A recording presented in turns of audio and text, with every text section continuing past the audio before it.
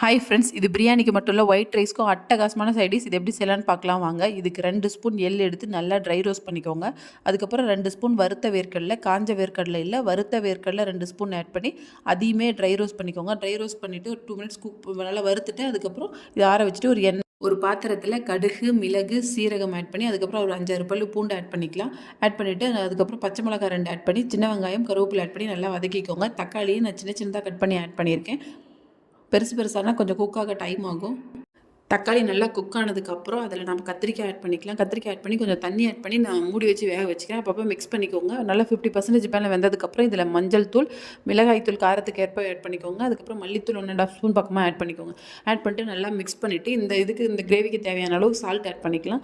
Add பண்ணிவிட்டு நீங்கள் அந்த எள்ளு வறுத்து வச்சுருந்தோம் இல்லைங்களா, அந்த பேஸ்ட் கொஞ்சம் தண்ணி ஊற்றி அரைச்சி அதையும் இதோட ஆட் பண்ணிக்கலாம். உங்களுக்கு எந்தளவுக்கு கிரேவி வேணுமோ அந்தளவுக்கு தண்ணி ஆட் பண்ணிக்கோங்க.